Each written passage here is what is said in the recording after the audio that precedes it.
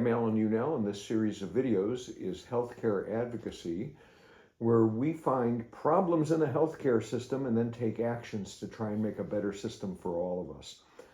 Today I want to talk about drug prices and just how crazy they are.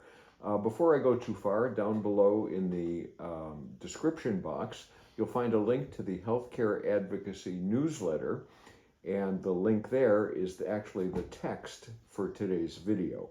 All of the actions that we have and the links to studies and news articles, all that stuff is in the newsletter.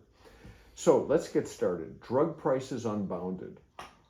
The Rand Corporation did a study about a year or so ago that they found that the U.S. pays about 1.5 times more than our peer nations, the OECD nations, for drugs. It is just incredible that we're paying that much, because in the U.S. there is essentially no limit on drugs. And I'm going to talk a little bit about how they're structured, how the pricing is structured. There is something I would like you to remember, though.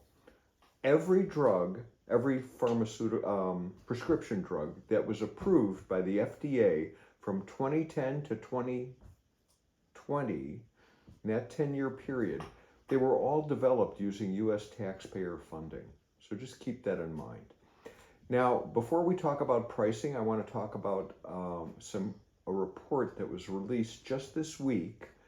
This is February 7th of 2024. So just this week, the U.S. Senate Health, Education, Labor, and Pensions Chairman, that's Senator Bernie Sanders, he released a report that delved into 3 drug companies' business models, their pricing, how much their executives are compensated, and how they behave with respect to patents. And he accuses the drug companies of ripping off the American people. And quite frankly, there's a link to that report in the newsletter. If you go read it, I'd be hard pressed to find anybody who wouldn't say they're being ripped off. Anyway, all of this was reported in the Washington Post this week, and of course there's a link to that story in the newsletter. The report that Senator Sanders generated looks at Bristol Myers Squibb and Bristol Myers Squibb, sorry, that's one company, Johnson & Johnson, and Merck.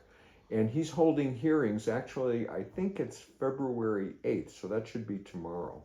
Here were some of the conclusions that his investigation found. The companies set high U.S. prices for new drugs, and those prices tend to rise over time. However, in Europe, in our peer industrialized nations like Europe, France, Germany, those nations are set at a lower starting point, and over time they decline. They don't go up. The companies have hiked starting prices of their most innovative prescription drugs, the report found, in a review of FDA approvals. The median launch price of those drugs was about $14,000 between 2004 and 2008. But if you look between 2019 and 2023, the launch point of the drugs was $238,000. What a difference. The company's revenues have soared. It turns out the global sales in 2022 for Merck's cancer drug Keytruda alone, just for that one drug, $21 billion. That's on a par with the annual revenue of the entire Marriott International hotel chain, and that nearly matches the annual revenue of the fast food giant McDonald's. If we were allowed to negotiate a fair price legally, like European countries do for drugs, then the price that we paid would be fair. It wouldn't be all the traffic will bear, which is pretty much what we have now. Otherwise, the drug companies just hold us hostage because there are no regulations as to what they can charge in the U.S. All right, so let's take an action. Let's ask our elected officials to stand up to the drug companies and make sure that we get to negotiate. And here's how we do it. You can call or email your member of Congress or your senators, and you can ask them to pass legislation allowing the federal government to negotiate all drug prices. And down below in that description box, I'll have a link so you can either find their phone number or their email if you want, or on your cell phone, you can use RESISTBOT by texting to the number 50409. Here's the text message: SIGN, SIGN, and then space PITBRN. SIGN PITBRN. You send that to 50409, and here's the message you'll be sending them. I'm your constituent, and we all deserve a healthcare system that works for all of us. A new Senate Health, Education, Labor, and Pensions report released this week found that drug companies tend to set far higher prices in the U.S. than in other countries, and that drug prices here in the U.S. skyrocket over time, but they decline in those other countries. Moreover, the companies have hiked starting prices for most of their innovative prescription drugs, the report found, in a review of FDA approvals. The median launch price of those drugs was $14,000 between 2004 and 2008, and now those launch points are $238,000 between 2019 and 2023. Pretty soon, drugs will just become unobtainable in the U.S. There is an answer. It's universal health care, like H.R. 3421, public insurance paying private providers for all of us. And I want you to get that passed. Until you do, I'd like you to write legislation that allows the U.S. government to negotiate all drug prices for all health insurance plans that are federally related, including Affordable Care Act plans, Medicaid, and Medicare. That'll cover about 108 million of us. It's a good start. Thank you. Let's talk about getting help with Medicare drug costs. In that newsletter, I have some links for you if you need them, which is information on how to get help with high drug costs from the government if you're on Medicare. It's called the Extra Help Program. It's also known as the Part D, that's the Medicare drug plan, Low Income Subsidy Plan. And it can help people with limited income and resources pay for Medicare Part D prescription drugs. Extra Help can help also with deductibles and co-pays and with premiums for those Part D drug plans. You can apply for it at any time before or after enrolling in Part D, and the link is in the newsletter. I also have a link in there because the government has, I think it's 4 separate programs to help pay Medicare monthly payments as well, and for low-income people, and there's a link in there for that as well, so please make use of that. This next story is from the COVID disinformation file. You may recall that the Florida Surgeon General made claims that COVID-19 vaccines were modifying our DNA. Reuters has done a really good job of fact-checking that, and I'm going to go through a summary of it for you. And they found that the answer is no, it does not, of course. And there's a link to the Reuters article in the newsletter.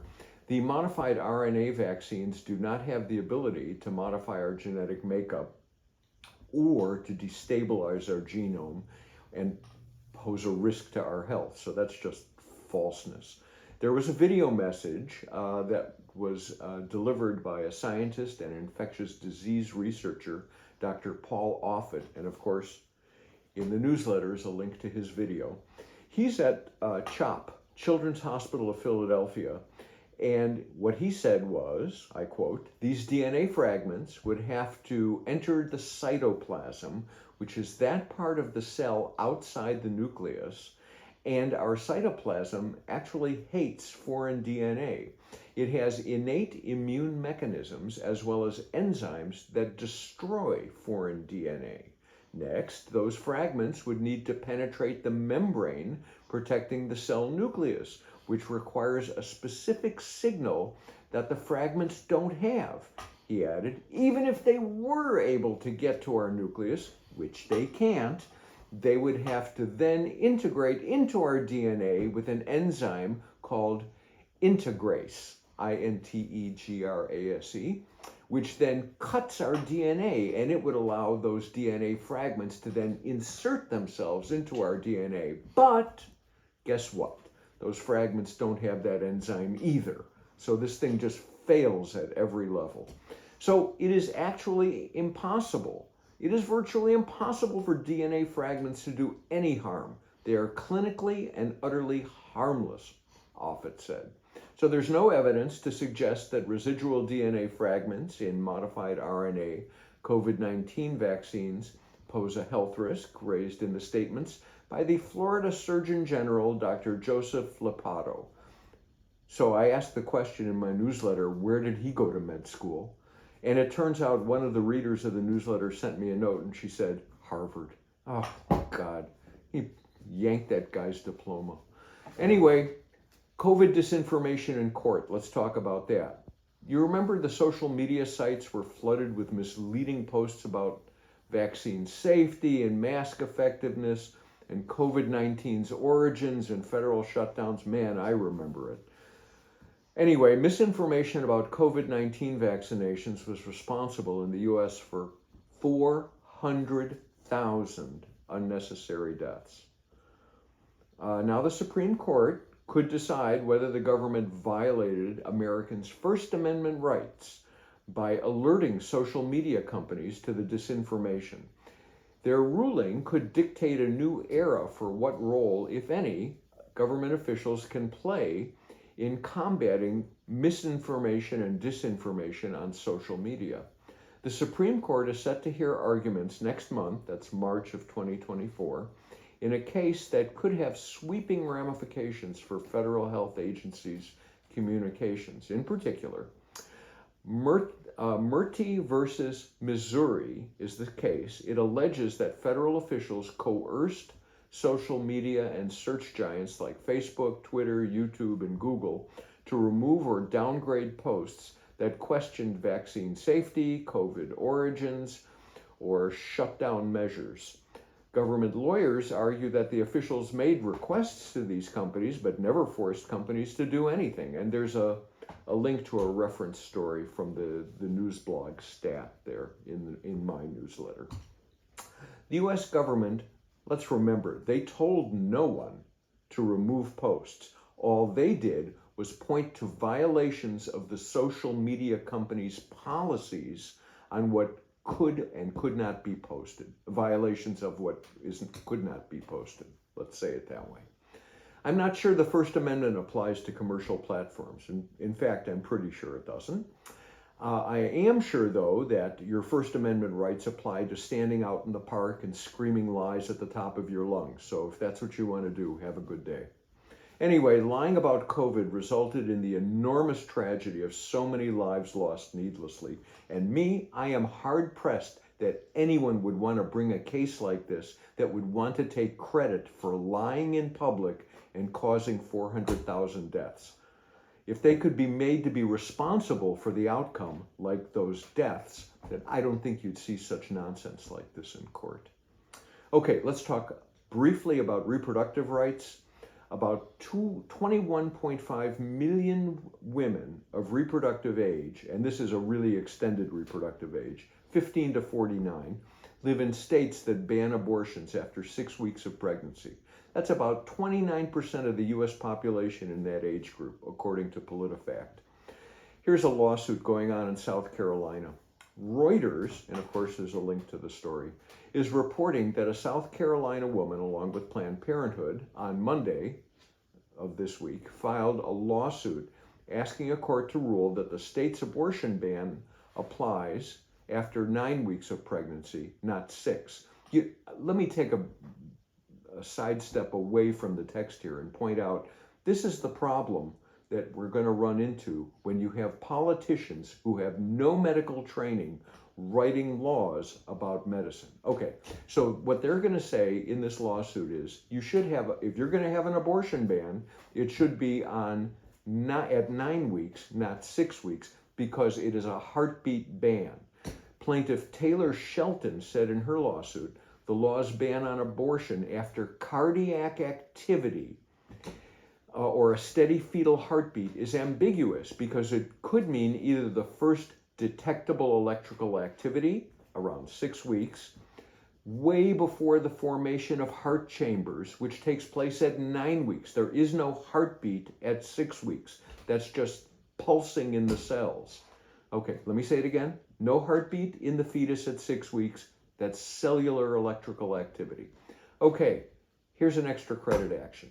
We can tell representatives in Congress to pass the Women's Health Protection Act and the Protecting Access to Medication Abortion Act.